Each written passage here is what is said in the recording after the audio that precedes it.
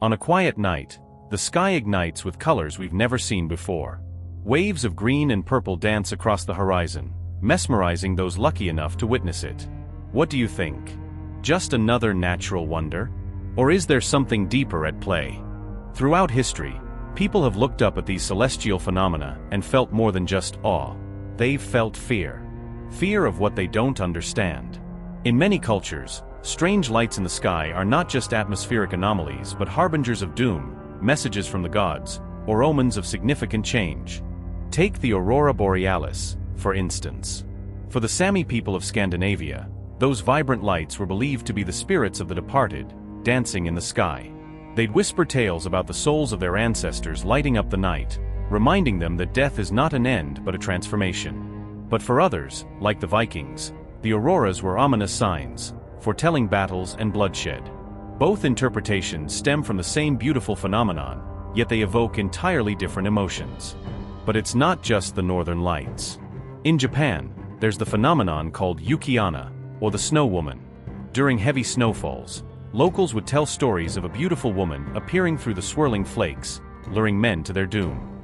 To them, the snowstorm wasn't just weather, it was a manifestation of nature's darker side. It's a reminder that while we marvel at the beauty of natural phenomena, there's often a sinister undercurrent lurking just beneath the surface. This brings us to the question: how do these cultural interpretations shape our understanding of fear and safety?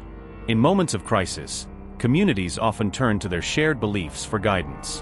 When an unexpected storm hits, or the sky turns an eerie shade of red, people don't just see danger, they see the reflection of their collective fears, hopes, and histories. Let's take a detour to the Amazon rainforest, where the indigenous tribes speak of Mapinguari, a mythical creature said to guard the jungle. Locals fear its wrath, believing that disturbing the forest will awaken this beast. In their eyes, the Mapinguari isn't just a story but a real entity that embodies their relationship with nature. It serves as a warning, a reminder to respect the land. Now imagine if we zoomed in on a specific event, a sudden drought causing crops to fail. In rural Brazil, this isn't just a crisis, it's an omen. Farmers might say the earth is angry, that the spirits are displeased. In this context, their response isn't just about irrigation or crop rotation, it's about appeasing the spirits through rituals and offerings. That's how deeply intertwined fear and folklore become in times of need. And here's the kicker: as much as these stories might seem archaic, they still resonate today. When disaster strikes, be it natural disasters, pandemics, or social unrest, people often revert to folklore for comfort. They seek explanations beyond the scientific, looking for meaning in chaos. If this resonates, hit subscribe, you don't want to miss what comes next. Let's shift gears and head north to the Arctic Circle. Here, the people of Greenland have tales about the Kalapalik, an aquatic creature said to lure children into icy waters. This folklore serves a dual purpose. On one hand, it entertains. On the other, it instills a sense of caution. Parents use the story to keep their children close, reminding them of the dangers hidden in the ice. It's a blend of protection and fear, teaching children about the risks of their environment without scaring them into submission. But why do these tales persist? Why do cultures cling to these narratives across generations?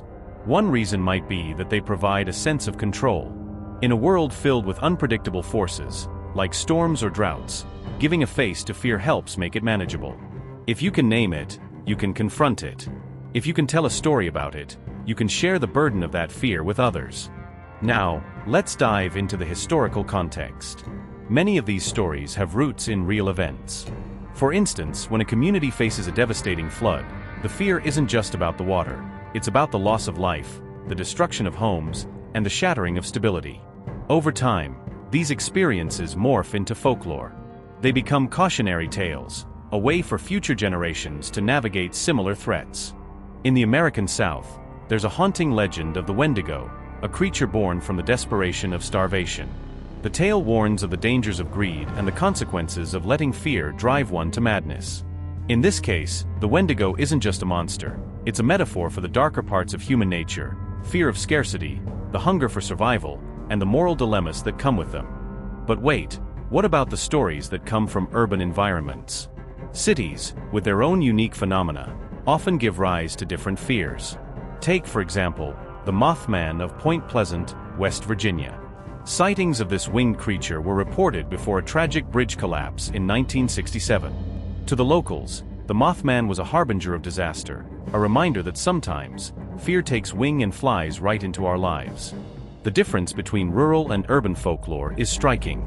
In the countryside, tales often revolve around nature and the supernatural, whereas urban legends tend to focus on human fears, crime, loss of identity, and the chaos of city life. Both, however, reflect a communal need to understand and process fear.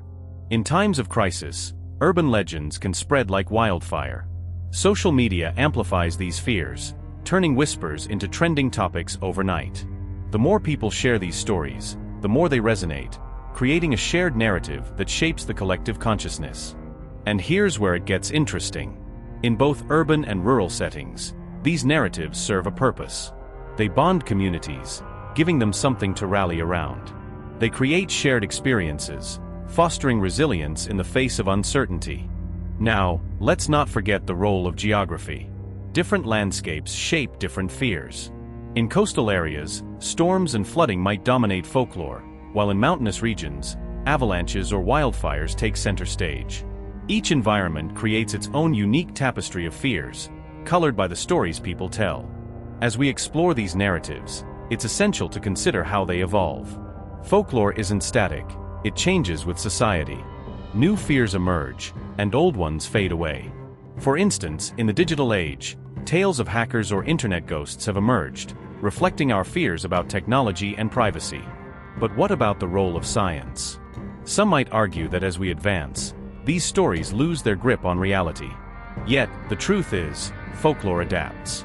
It intertwines with scientific understanding, creating a hybrid narrative that reflects both wonder and fear. As we peel back the layers of these cultural interpretations, we uncover a rich tapestry of human experience.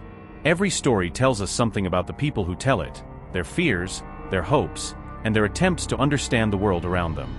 If that hit different, smash the like, it tells the algorithm this matters. Let's pivot to another fascinating example, the chupacabra in Latin America.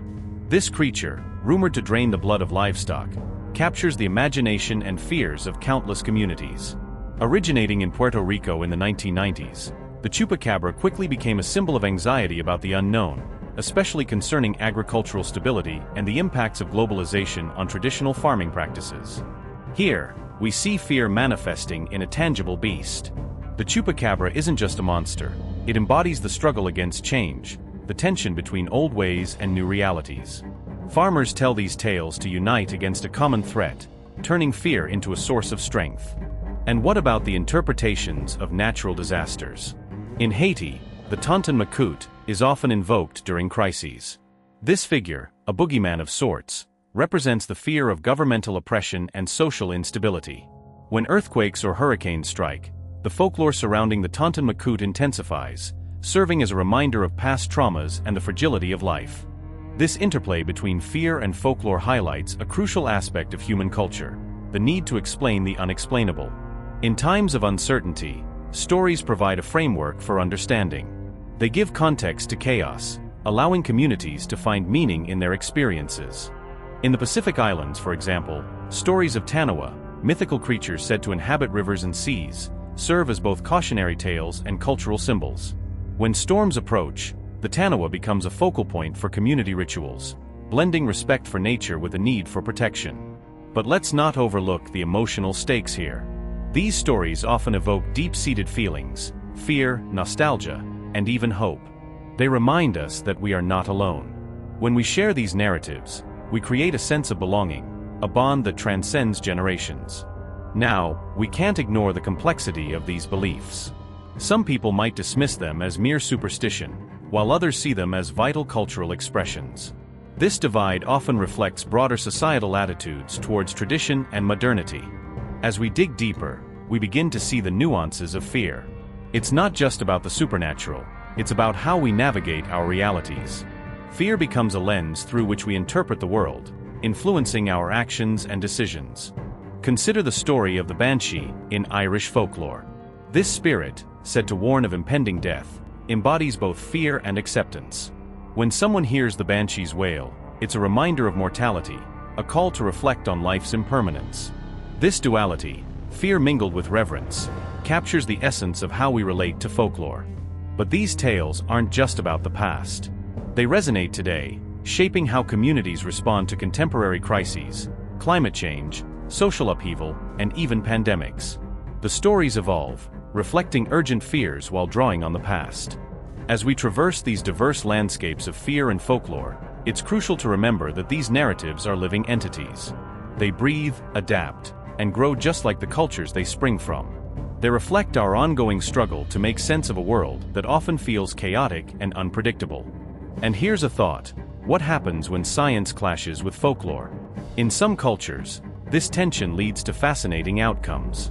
For instance, when scientific explanations for natural phenomena emerge, how do traditional narratives shift? Do they integrate, or do they resist? This dynamic creates a fertile ground for exploration. Understanding how these narratives adapt can provide insights into broader cultural shifts. It's a reminder that folklore isn't just a relic of the past, it's a vibrant part of our present. Let's take a moment to appreciate the sensory details woven into these stories. The sound of the wind howling through the trees, the chill that runs down your spine when you hear a tale of the supernatural. These elements draw us in, making the fear palpable. As we reflect on these narratives, it's clear they serve a purpose beyond mere entertainment. They guide us through uncertainty, offering solace when the world feels overwhelming.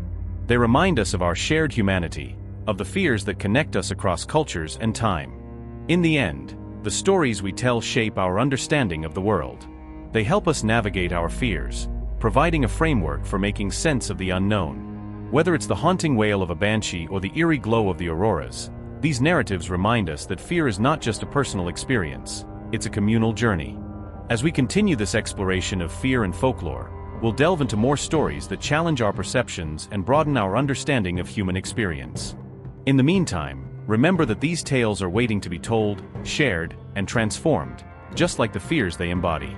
In closing, if you want to keep diving into these fascinating narratives, make sure to subscribe and turn on notifications so you don't miss what's next. Stay tuned for more.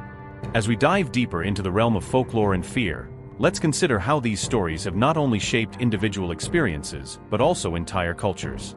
For example, think about the legends that arise in times of crisis. They often emerge as a response to societal fears, economic downturns, natural disasters, or even pandemics. These narratives transform the unknown into something tangible, allowing communities to rally together, sharing in their fears and hopes. Take the story of a small village haunted by a ghost that appears during harvest season. The ghost, believed to be a farmer who lost everything to a drought, serves as a reminder of the fragility of crops and the importance of community support. Each year, the villagers gather to honor the memory of the farmer, sharing tales of their struggles and victories. This practice not only keeps the memory alive, but also strengthens community bonds. It illustrates how folklore acts as a vessel for shared memory and collective identity. But here's where it gets interesting. When science begins to provide explanations for these phenomena, things can shift dramatically. Traditional beliefs might be challenged, leading to a cultural tug-of-war. Imagine a scientist explaining drought through climate patterns. Some villagers might embrace this new understanding, while others cling to the ghost story, finding comfort in its familiarity. This resistance can highlight the tension between modernity and tradition, a reflection of broader societal changes. Now, let's talk about the physicality of fear in these stories. It's not just about what we hear, it's about how these tales engage our senses. The crackle of dry leaves underfoot as you venture into the woods, the chilling touch of a sudden breeze that seems to carry whispers of the past. These elements heighten our emotional response, making the fear feel real and immediate. They tap into our primal instincts, our fight or flight responses, forcing us to confront our vulnerabilities. These narratives also challenge us to consider our own fears. What are the stories we tell ourselves in the dark? What fears do we harbor about the future? Perhaps it's the fear of losing loved ones or the anxiety about an uncertain tomorrow. Folklore often mirrors these personal struggles, allowing us to explore them in a safe space, to face them without actual danger. This is the beauty of storytelling. It provides a canvas for our fears and a means to navigate them. As we continue this exploration, we'll encounter more characters facing their own demons, confronting fears that are as old as time itself. These tales remind us that while the settings may change, From rural villages to bustling cities, the essence of fear remains constant. The echoes of the past in our present, shaping our understanding of the world and ourselves. Now, if this resonates with you, why not hit that subscribe button? You won't want to miss the stories we have lined up next. Let's not forget the role of folklore in shaping societal values. Many of these stories serve a moral purpose, teaching lessons about right and wrong. The legend of a trickster who outsmarts the greedy can serve as a cautionary tale, reminding listeners of the importance of humility and kindness. These narratives are more than mere entertainment. They are the moral compass of a culture, guiding behavior and shaping community norms. Moreover, consider how folklore can adapt to modern contexts. New technologies, social movements, and global events influence the themes we explore. For instance, climate change is increasingly becoming a subject of folklore. Stories about nature reclaiming spaces, or mythical creatures appearing as signs of environmental distress, reflect our contemporary anxieties. As these tales evolve, they remain relevant, echoing the fears and hopes of the times. And while we're on the subject, let's reflect on how these narratives can also serve as a critique of society. By examining the fears that folklore embodies, we can use underlying issues, inequities, injustices, and social tensions. A story about a vengeful spirit punishing the corrupt can be a good commentary on societal values and the need for accountability. This duality, of entertainment and critique, makes folklore a rich field for exploration. As we wrap up this segment, remember that the stories we tell and hear shape our reality. They influence our perceptions and attitudes, sometimes in ways we don't even realize. This interconnectedness of narrative and experience is what makes folklore so good. Now, just a quick reminder to subscribe and turn on notifications, so you won't miss our next deep dive into these captivating stories. In closing, as we continue to unearth these tales, let's keep in mind the role they play in our lives. They are more than just stories. They are reflections of our shared human experience. They challenge us, comfort us, and ultimately, connect us in our fears and hopes. So let's keep sharing these narratives, allowing them to evolve and transform, just like the fears they encapsulate. If you want to stay connected and explore more of these real narratives, be sure to subscribe and keep your notifications on. You don't want to miss what's coming next.